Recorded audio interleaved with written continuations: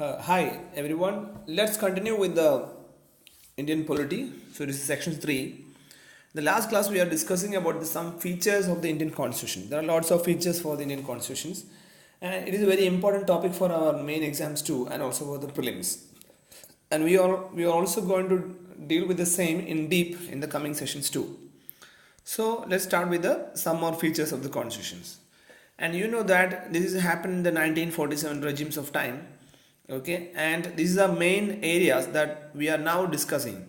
So first we already completed the important historical backgrounds of Indian constitution framework, and now we are dealing with the making of constitutions, and the third portion we are dealing right now, that is the silent features of the constitution. And after that we will discuss the important parts of the constitution. And the fifth important features after the last session, it is fundamental rights. Okay, there is an elaborated list of fundamental rights. Fundamental rights means it's a very important rights for the citizen of India who is living in this territory and abroad. And there is one more important point we have to understand, that the state cannot make laws which take away or abridge any of the fundamental rights. That means fundamental rights are very solid for the citizen. If some states is trying for infringes the main important points of the fundamental rights, then it is not valid at all. If there is something like that, the court declared such a law as unconstitutional. So the point here is, who is the watchdog of these fundamental rights violations? It is the Supreme Court or the other high or lower courts. But there is a question always asked, that is fundamental right is absolute? I will say definitely it is no. It is not at all absolute. It is a matter that is subject to certain restrictions. That means sometimes if there is any emergency situation in India, or any internal or external aggressions, then it will definitely affect the basics of the fundamental rights. So we can definitely say that the fundamental rights of India is not at all absolute. This fifth point, fundamental rights, is one of the important features of the Indian constitutions. Now we are discussing the next feature, sixth one, that is fundamental duties. See, initially there were only 10 fundamental duties. Okay, and these 10 fundamental duties were added to the constitution by one of the Amendment Act. Amendment Act means that special type of act that will edit the constitution. Editing of the constitution is called as amendment. So the 42nd Constitutional Amendment Act 1976. Okay, it was just because of this we added fundamental duties as a part of the Indian Constitution. Okay, when we deal further, we will find that the main important portion of the fundamental duty, that means the 10 fundamental duties, was initially not a part of the Indian Constitution. So it was later added. So it is happened in 1976. So 1976, the government noted 10 important fundamental duties and added those in the Indian Constitution. And on 2002, 86th Constitutional Amendment Act, just because of this 86th Constitutional Amendment Act 2002, the government added one more fundamental duty, that is education as a duty, which was also added to the Indian Constitution. So that means now we have 10 plus 1, that is 11 fundamental duties. Okay. And what is fundamental duties? Simply, the fundamental duties is a reminder to the citizen that they have to observe certain basic norms of the democratic conduct. So we have to follow. This is a duty of a citizen of India, like we are getting the rights. So it is like the two faces of one coin: fundamental duty and fundamental rights. And next we are discussing about is the seventh point. It is DPSP, Directive Principle of State Policy. From the full form itself, we can say that directive principle. So this is principle. Principle means we have to follow some kind of ideologies while we are making some policies. So it is the ideologies, so the directive policies, the directive principles we have to keep in mind when a state is planning to build some policies. So directive principle of state policy, full form is very clear and simple. And government has to keep in mind while formulating any policies in the states. And it is for the social and economic basis for democracy, and its aims for the welfare state. And the next important point here is it is non-justiciable. Non-justiciable means DPSP is not a fact that you have to follow strictly. So if you violate, it is not at all justiciable under any court. That is not the case with the fundamental rights. Fundamental rights are justiciable. If you violate, you have to say answer for it, or you will definitely face some court issues or sue. So this is not justiciable. So no action can be brought against the state before a court of law if it's failure to implementing DPSP. So that is the highlight point in DPSP. And the next important aspects related to the DPSPs are the three. It is a socialist principle, Gandhian principles, and liberal principles. So these socialist Gandhian principles the government has to keep in mind while they are formulating some policies. And you can already see some of the articles in the box. Article 38, 39, 39A, 41, 42, 43, 43A, 47. These are the socialist principle, directive principles. And Gandhian, Article 40, Article 43, 43B, 46, 47, and 48. Article 44, 45, 48, 48A, 49, 50, and 51 are dealing with the liberal principles. So now we definitely have a doubt that what these articles are all about, right? So just listen to me one important point. Just think that consider constitution as a book. So every book there is a preface for that book, and after preface you will find some chapters. Inside chapter you will find some lessons. Okay, so if you consider the constitution as a book, the preface of the constitution is called as preamble, and the chapter inside is called as parts, PARTS, parts 1, part 2, part 3, like that we have chapters. And inside the chapters you will find some articles. So the lessons are called articles. So it is very clear simply right now. The constitution is a book, preface is preamble, chapters are called parts, and inside the parts or inside the chapters we have small lessons, that is called as article. And you just imagine one more point, we are getting one free booklet along with the book. So that free booklet is called as schedule. So just imagine it is just a story to keep these points in your mind clearly. So constitution is a book, free booklet along with this constitution book is called as schedule, and the preface is called preamble, and inside after the preface we can see chapters called parts, and inside the chapters we have lessons, and here it is called as articles. So the eighth important feature of the Indian constitution is a secular state. So secular means there is not at all any religion for any states, or there is no state religion. So state is completely detached from religious dogmas. So freedom of religion is not absolute, and the same can be regulated. The state can regulate the religion, their rules and everything. So India is a matter of secular state, and it is one of the main important feature of Indian constitution. And the ninth one is independent judiciary, independent and integrated judiciary. So government accordance with the Constitution of India, the judiciary is very separately built. So that means we have three bodies: legislative bodies, executive bodies, and judicial bodies. So legislative bodies are those bodies who create or make laws, and that laws are implemented by the executive bodies. And if those laws are affecting the citizen of India or their fundamental rights, then the third body, that is judiciary, will definitely control the executive and legislative bodies. So that's why it is very independent. Judiciary act as a guardian, that means it is a guardian for liberties and fundamental rights. And this same judiciary has the power to limit the power of the center and the state. And we already know that there is a supreme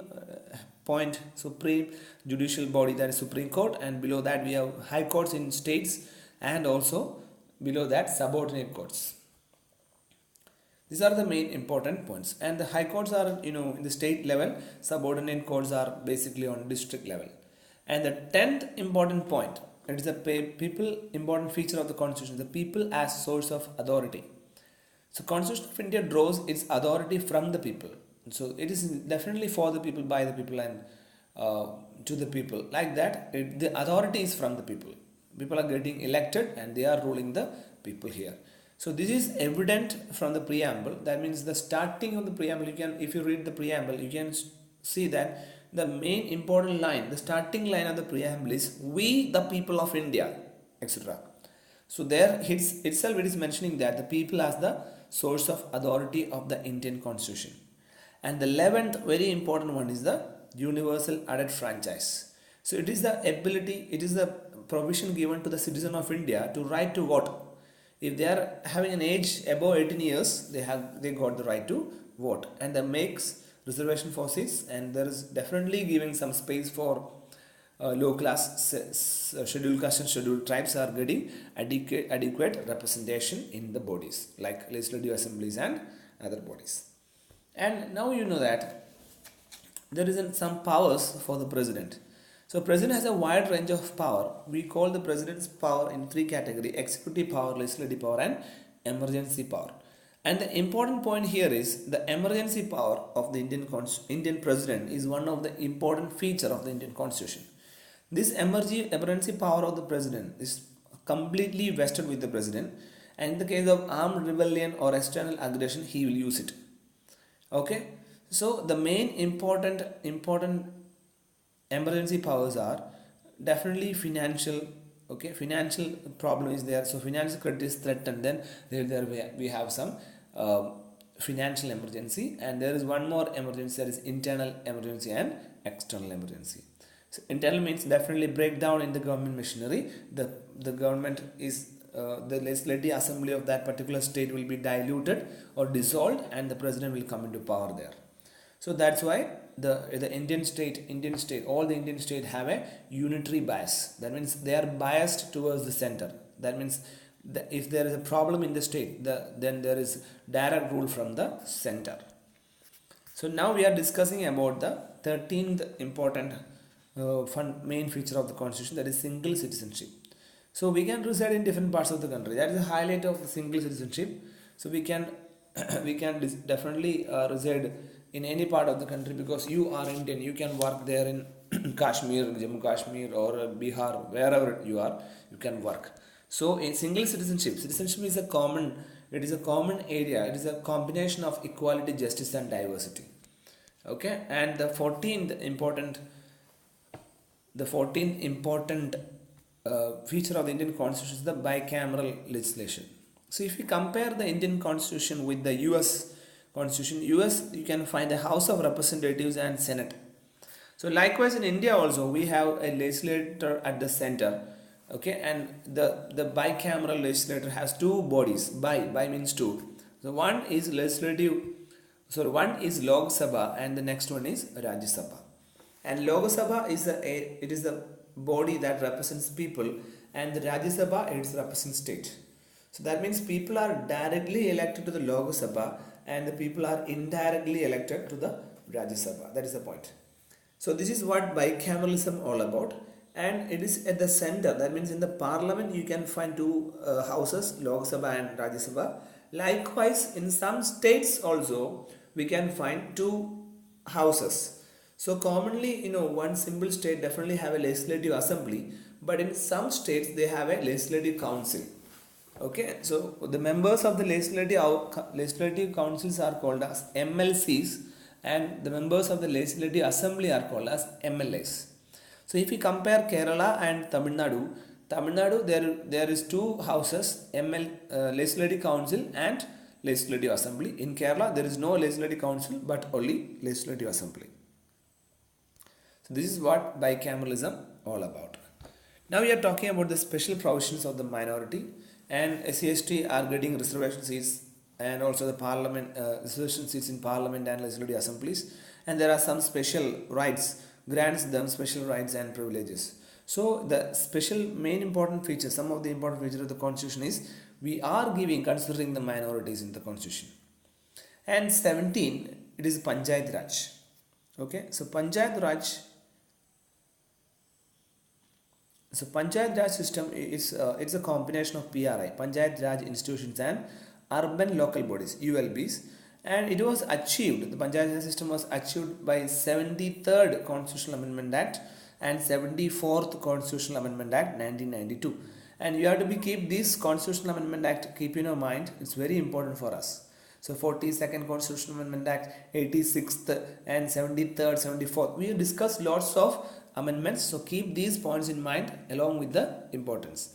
And Panchayati Raj system, if you consider, you can see as in the chart, it is Government of India, below that state government, then division, then district. Each district two bodies, rural local government and urban local governments. And if you consider rural local governments, the below it is Panchayat Samdis or block Panchayat and village Panchayat or Gram Panchayat.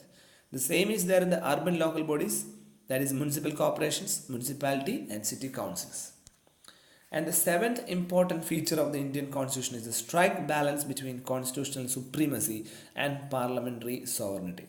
So Indian Constitution combines two seemingly contradictory principles of supremacy of the Constitution. So you know what? USA, the Constitution is supreme and Parliament is supreme in Britain. So in India, we are keeping a balance between the US style and the Britain style. That means it is the balancing between the supremacy of the Constitution and the parliamentary sovereignty. And you know what? Supreme Court is having a special power called as judicial review. That means if something related to supremacy of the Constitution or the parliament sovereignty affects the people, then Supreme Court will definitely interfere in that. So laws passed by the parliament as unconstitutional, they will declare, the Supreme Court will declare if some problem is there with the law, then they will declare it as unconstitutional. On the other hand, we have to mention one more point. On the other hand, the parliament can amend the major portion of the constitutions also. So what is the point here is what? It is the combination. There is definitely some tension between Supreme Court and the parliament. So you have to keep this point in mind. Now the 18th important point and one of the last point of the point related to the feature of the Constitution, that is basic structure. So the Supreme Court once decided that we have a basic structure for the Indian Constitution. So certain features are beyond the amending power of the Constitution. That means if the Parliament try to do that, they can't do it because the Supreme Court is saying that this is the basic structure. Other thing you can change or amend, but basic structure you have to keep it correctly and stable. So what is basic structure? So basic structure means it is one of the important point is supremacy of the Constitution, republican form, secularism, federal character, sovereignty of the country, parliamentary democracy, fundamental rights, DPSP, etc. So the parliament cannot interfere in these cases. They are not going to touch the basic structure. So these issues was discussed. The Supreme Court propounded the doctrine of basic structure on the basis of the Kesavananda Bharati case with Kerala government. So Kesavananda Bharati was a Swami there in Kerala who filed a case against the government of Kerala related to the property right to property. Okay, so go through those important Kesavananda Bharati case if you are interested. That case is also one of the main important topic related to the basic structure of the Indian Constitution. So next section, this much sections we finished. You just go and download the QPDF and try to find the answers, write it, scan it and send it to me. And this time don't forget to use the exact answer sheet which I already given to you. And next we are discussing in the next topic about the schedules and the part of the Constitution. And now you are clear that what is the schedule? Schedule is a separate book with the Constitution, and parts means the chapters in the Constitution book. Inside the parts you will find articles, and the preface of that Constitution book is called as preamble. So let's discuss this topic in the next session. See you all.